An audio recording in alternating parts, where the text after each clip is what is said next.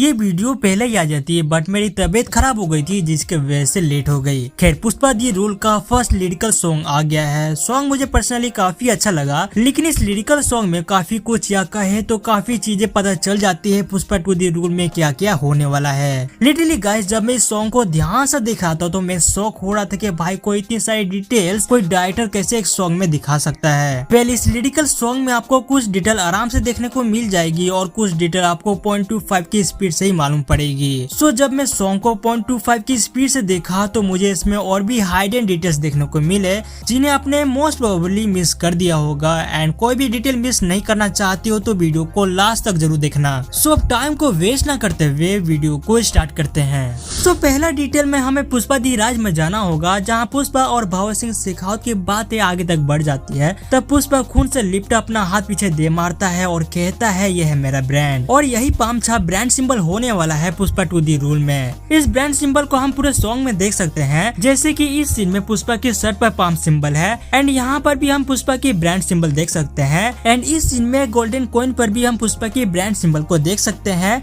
And also Pushpa दी राज के and में भी हमने देखा था श्रीवल्ली और पुष्पा शादी कर रहे थे, तब का ये पर्टिकुलर सीन हमें यहाँ दिखाया जा रहा है। और यहाँ पर ये उस सीन का रिमाइंडर है जब पुष्पा ने पाम ब्रांड सिंबल बनाया था। वैसे भवर सिंह पुलिस स्टेशन में पुष्पा की बेइज्जती ना करता तो हमें ये ब्रांड सिंबल कभी देखने को नहीं मिलता और ना ही सुकुमार इसको लेकर हमें दिखाते हैं। खैर, इस सीन में गोल्डन कॉइन पर भी हम पुष्पा की इस ब्रांड सिंबल को नोटिस कर सकते हैं, पर यहाँ पर नोटिस करोगे तो यहाँ पर सिर्फ एक गोल्ड कॉइन नहीं है, यहाँ पर हमें बहुत सारा गोल्ड कॉइन दिखाया जा रहा है। इतना ही नहीं, सॉन्ग में पुष्पा ने भी थोड़ा बहुत हेवी गोल्ड पहना हुआ है। इट्स मीन की लाल चंदन की स्मगलिंग से पुष्पा आर्थिक रूप से काफी स्ट्रॉन्ग हो चुका है। वेल, हमने देखा था कि जब पुष्पा दी राज में जब पुष्पा बहुत गरीब था तो उसका घर बहुत छोटा था, बट यहाँ पुष्पा लाल चंदन की स्मगलिंग से इतना पैसा कमाए कि एक शानदार घर बना लिया है। एंड यही दूसरी तरफ इसके पास एक छोटी सी वाहन थी जो कि इसने अपने फर्स्ट इनकम से खरीदी थी। एंड अब इसके पास पेजोरो है एंड नो डाउट सोना का चैन तो इसने पहना ही हुआ है। सो ये सारी चीजें मिलकर हम कह सकते हैं कि यहाँ का अंबानी या पुष्पा है। फिर नेक्स्ट सॉन्ग जैसे आगे बढ़ता है तो यहाँ पर हमें एक चीज दिखाई जाती है जो कि देखने में बहुत ही नॉर्मल सा लग रहा है, बट यहाँ पर एक डिटेल है जो कि ज्यादातर लोगों ने मिस कर दी है। अब वो डिटेल क्या है? तो जब मैंने इस सॉन्ग को ध्यान से देखा तो मुझे इस पानी में कंटेनर दिखा जो कि आपने भी देखा होगा, बट ये अंडर वाटर क्या कर रहा है? इसका मतलब ये हुआ कि सी में कंटेनर का होना ट्रांसपोर्टेशन का हिंट होना ही हुआ,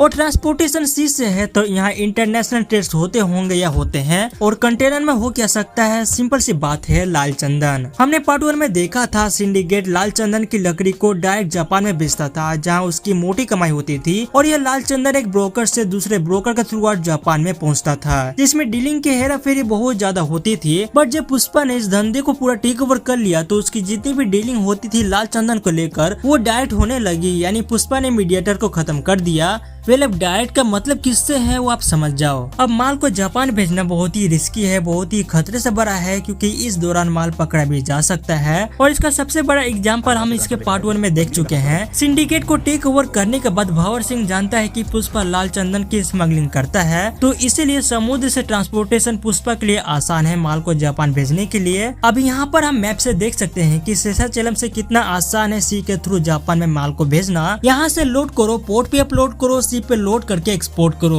अब यहाँ पर इस सी में कंटेनर का होना यही संकेत कर रहा है कि पुष्पा लाल चंदन को इन कंटेनर्स में बाइसिल जापान भेजता होगा, और शायद पकड़े जाने पर ये कंटेनर्स को वो समुद्र में डाल देता होगा। वैसे सुकुमार की क्रिएटिविटी अलग ही लेवल की होती है, बिकॉज इस वाले सीन में एक ऑसम डिटेल मैंने नोटिस किया है। यहाँ पर हम एक फ्लावर देख सकते हैं जिसमें 2 क्रॉस है इसके सेंटर में, और इसी फ्लावर से फायर को निकलता हुआ दिखाया गया है, जो कि सीधा रेफरेंस है पुष्पा की फेमस डायलॉग का, पुष्पा नाम सुन के फ्लावर समझे क्या? फ्लावर नहीं, फायर है।